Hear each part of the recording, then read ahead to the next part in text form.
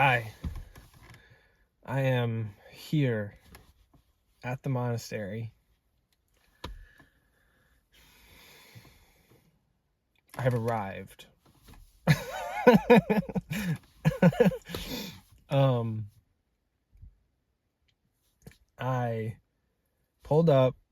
The place is like totally empty.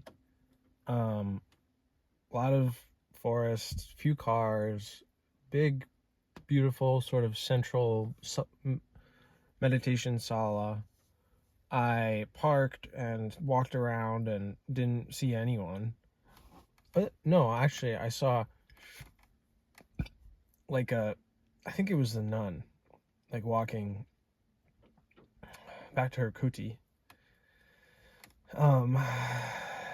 And I,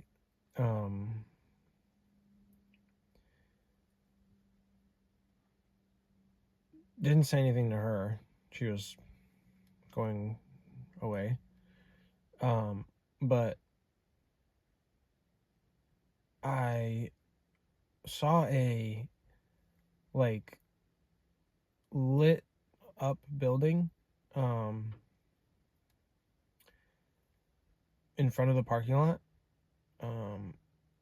So after like exploring the sala, I went back to my car and then back to that lit up building, and I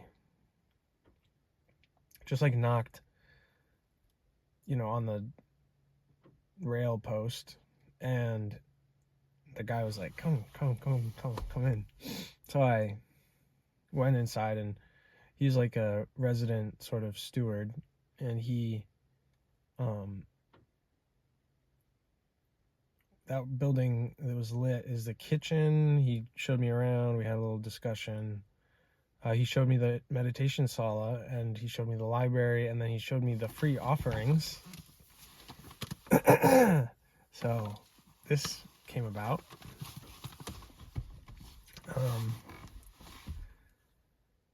He's actually walking just here. But so that's nifty. He told me about the abbot, I'm interested to see the abbot.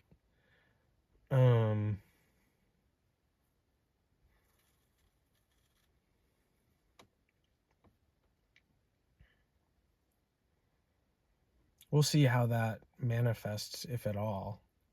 The steward told me that he could reach out to the nun who I saw, and the nun could tell him if he could reach out to the abbot. Seemed a little like inaccessible there. I could also just directly reach out to the abbot via email. He also seemed surprised that I just showed up at the monastery.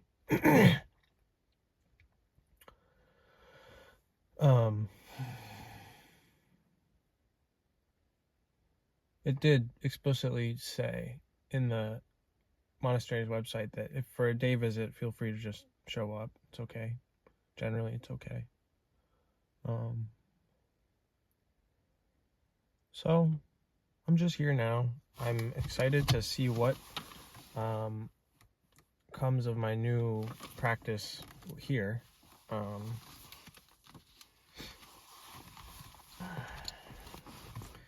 And then maybe we'll see the abbot. I'm a little bit like, what do you got? Is there, something here that, well, I don't know, that where I could fit? Is there a space here where I could fit? That I could sort of revolve, orbit? Is there a sort of gravitational source here that I could orbit? Because I know I have one here, relating here to encourage that. But like, is there something stronger? Someone who's like sort of really bright and has like a very strong sort of spiritual pull that I could orbit and be encouraged, inspired by. Maybe not. Maybe that's not something that's offered.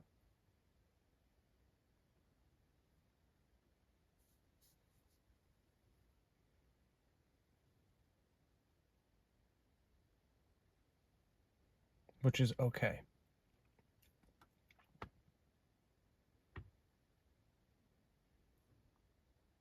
And I also don't know what it is. Just some internal compass sort of lighting up. Yes, definitely something talking to the steward. Like, something seemed a little off about accessibility to the abbot. Yeah.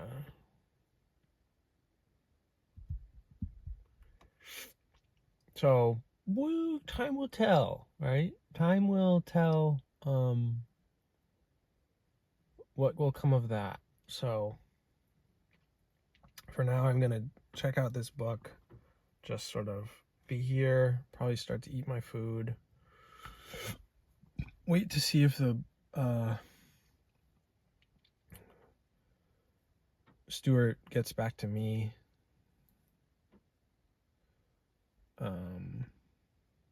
Yeah. So, then maybe I'll also reach out to the abbot directly. Just say that I'd like to interview, or I don't know that I actually have questions.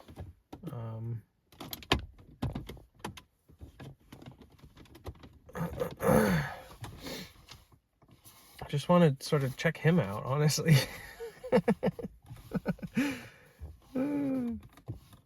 So maybe that's something he's open to me. Maybe. So, yeah. A conversation with the abbot.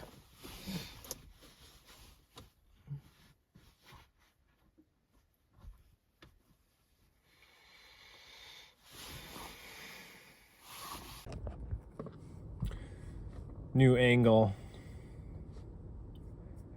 It's kind of crooked, but I can just stand like this. So, a lot happened since my last reflection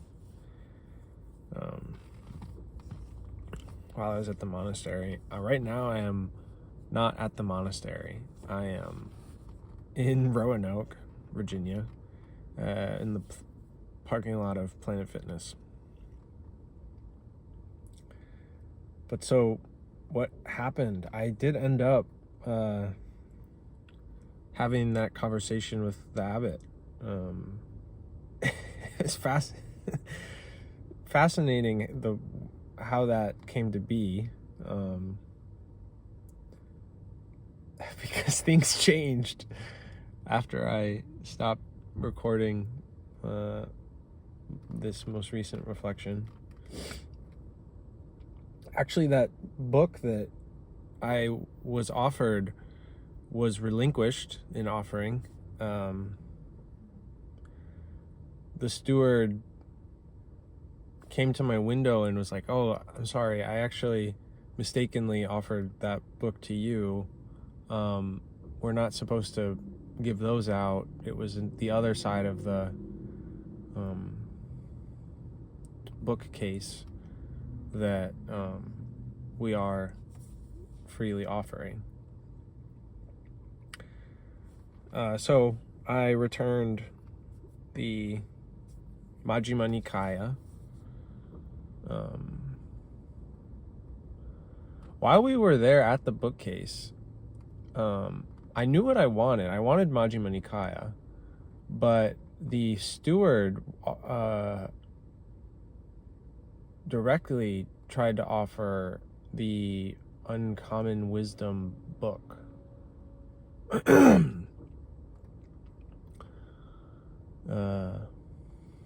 don't know why, but at the time I wasn't interested, clearly interested in Majjhima Nikaya as the direct sort of transmission of the Buddha. I have my reasons for my desire. So I was like, no thank you, no thank you. But also sadhu.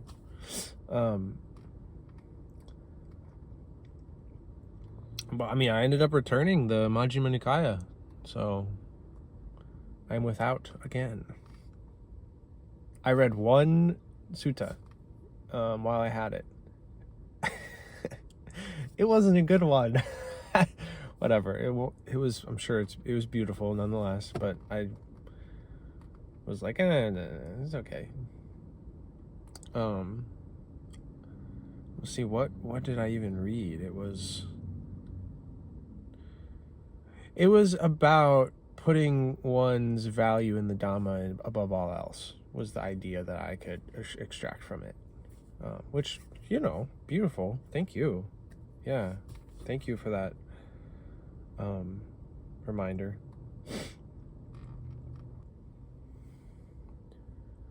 Yeah, I returned the book. I came back to my vehicle. I had food. I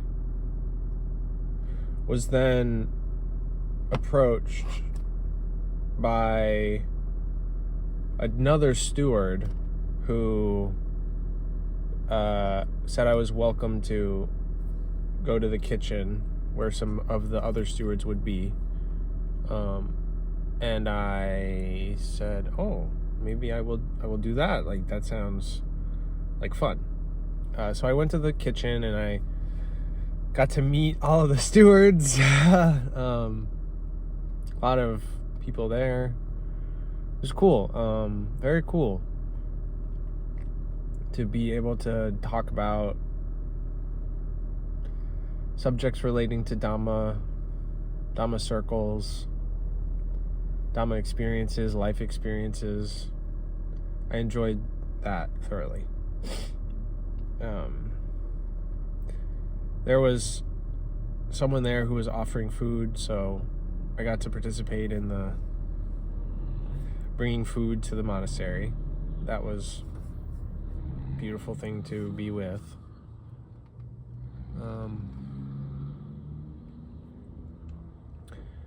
And the person delivering the food was really awesome to meet too. He had a very sort of model story relating to Dhamma, like, as a practicing layperson, living right livelihood, living to support his family, to take care of parents, and yet practicing Dhamma, like, and visiting the monastery and giving to the monastery. It's like, wow, sadhu, beautiful practice of lay life. And like, he was talking about reflections on death, and I've been driving in this car so much, and I see so much roadkill, and every time I see roadkill, I'm just reminded of the Dhamma. Seriously, like, visceral experience. And he shared the same experience. So yeah, I was just impressed by him, honestly.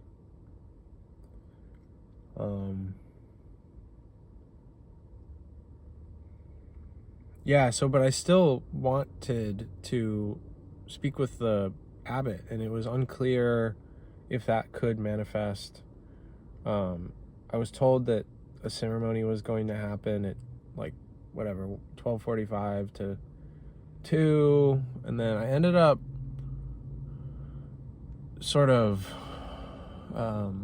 asking one of the stewards if I could park my car and sleep in it overnight, so that I might be able to encounter the abbot the next morning, because I was told that he was very good, but from multiple sources, he would be available in the morning at 9 a.m. ish for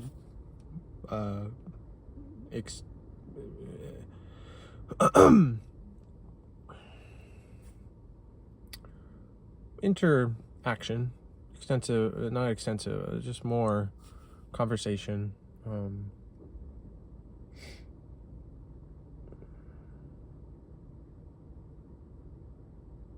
Not just a sort of brief, a passing exchange on his way to the ceremony happening at 12:45 or whatever.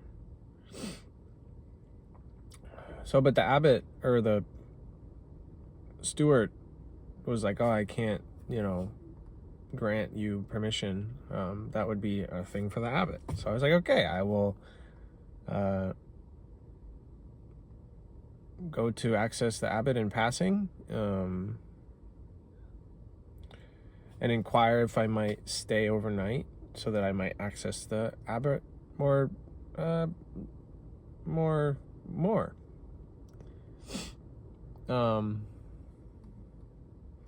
I saw him in passing.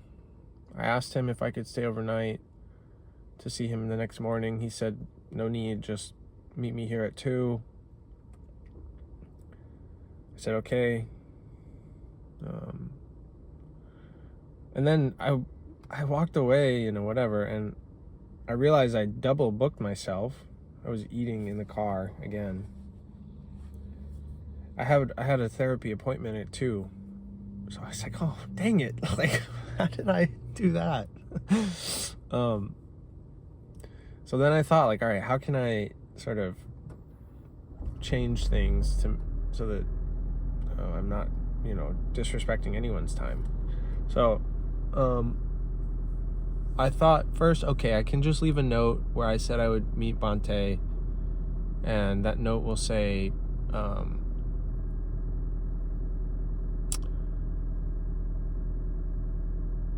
"Sorry, Bante, my apologies. I double booked myself. I will not be able to be here at 2 p.m. I had a prior meeting established." And then just let that one go, and then maybe come back the next day at 9 a.m.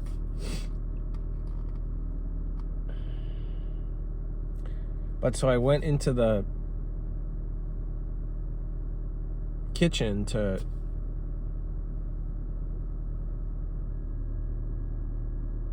I don't know, I was just drawn to the kitchen.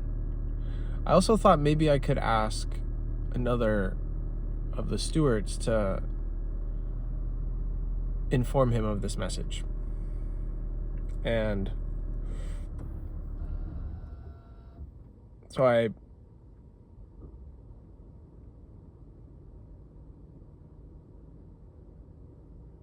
I went into the kitchen and I just told them of my plan to leave a message, and then he offered to relay. He said I could relay this message. I said, "Okay, sounds good." So all is well. So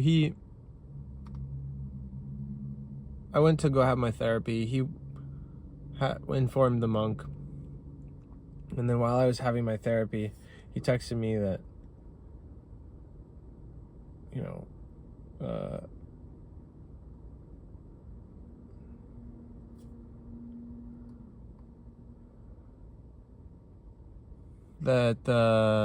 he said that he would be able to inform the monk of my completion of therapy. So then my therapist was like, "Oh, like, we can just reschedule to 4 o'clock, and then you can go be available whenever that is convenient." So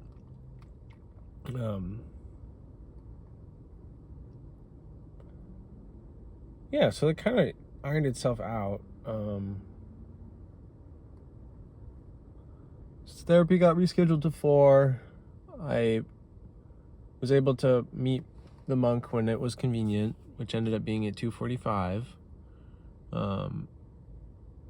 Yeah, and so then I got to have a direct interaction with him. That was nice. He definitely felt like this like bright example of the Dhamma. He wasn't seeming to be too open to elaborate on questions I had. I did feel like I was trying to sort of draw something out of him. He was like a little bit reluctant to play ball. But, I mean, still, like, you know, I mean, very wholesome interest to draw out of him. So,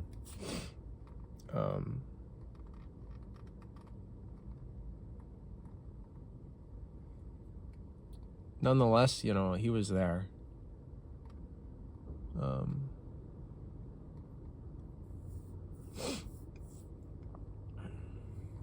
Yeah, and silly thing, so I requested to stay overnight, and he said that he wasn't accepting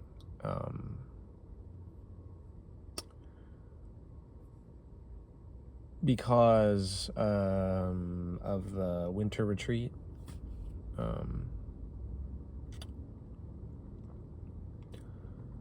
So I asked, you know, when will that be accepting again? And he said sometime April, like that.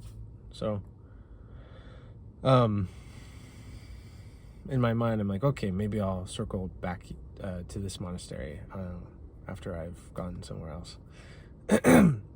But he got up and he went to the library and he took out a book, and he took out the same book that the steward took out, and he brought it to me, and he said, here, I have this book. So now I have that book. I was like, all right, 2 offerings, seems like something. This book is the one that I'm gonna have now. So now I have that. Here, where'd it go?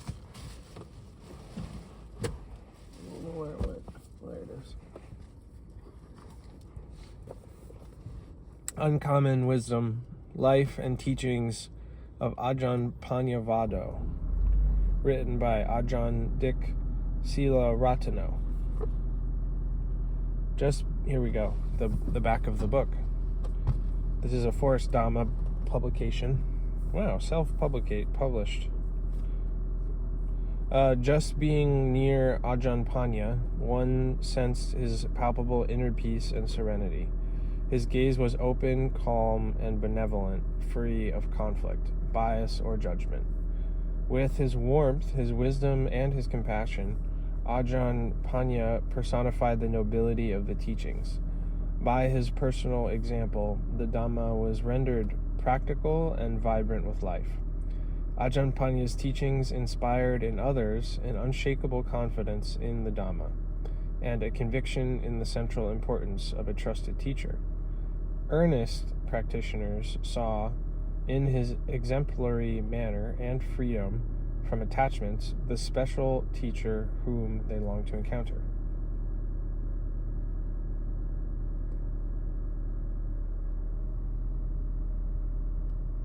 So, this I have received. I've read up to the first actual beginning of the book. So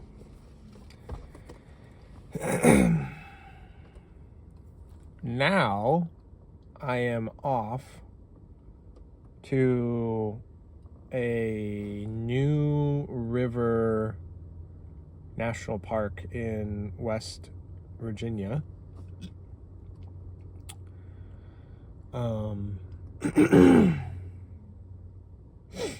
Yeah, super good experience being at the monastery. Those sort of like interweaving, how am I going to manifest being with the abbot, what will be there, how do the other people see and interweave with what I want to manifest. Yeah, very cool experience, no question. no question. Yeah.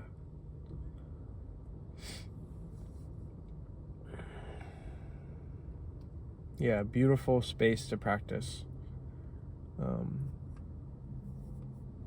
the sort of traditional form of Buddhism. So, sort of like the Buddha intended for it to manifest. So, yeah, West Virginia, place in Buckley is a Planet Fitness where I can sort of be based. And exploring the park, that'll be interesting. I think I'm going to do an exercise today at the gym here, and then go to Buckley and sort of camp at Planet Fitness and check online what there is at the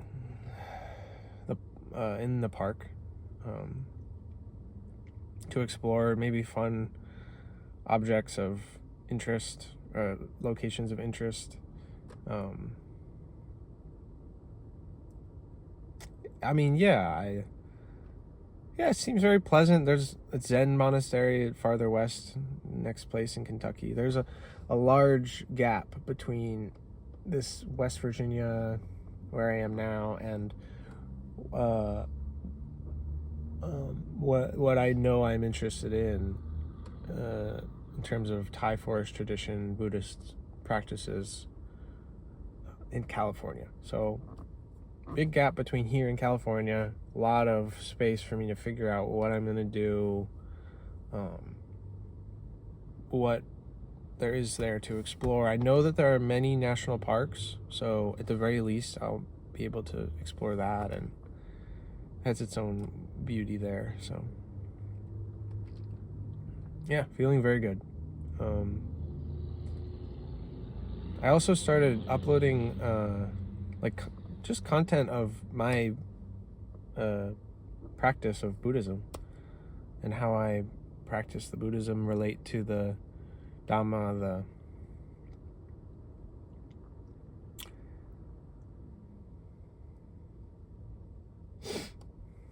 yeah.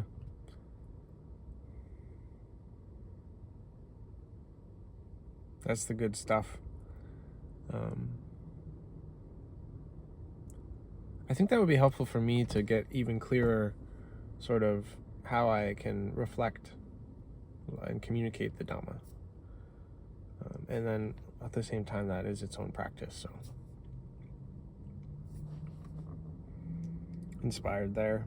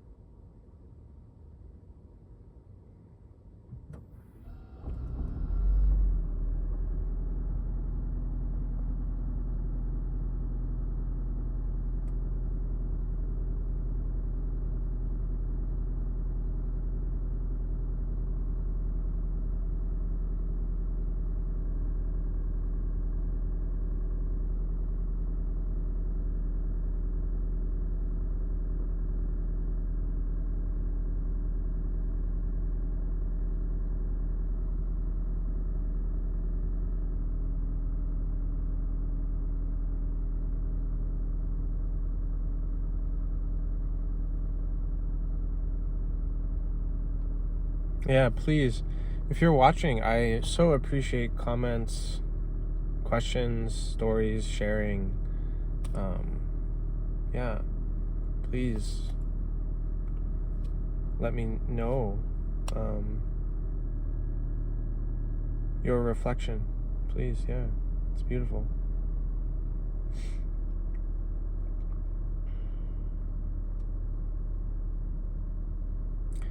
So with that, I had coffee already, maybe play some Settlers of Catan, make my way slowly over to Planet Fitness for a exercise. I want to do a run. I've been doing a lot of weightlifting. I want to do a run, so maybe I'll do a run. I saw a monk running yesterday. That was beautiful. That was something. I was taken aback. I laughed out loud. I really did. I'd never seen a monk run before, and he was like properly running. He went for a jog. I was like, whoa, this is great. Very cool thing to see. So thank you for being here. Thank you for sharing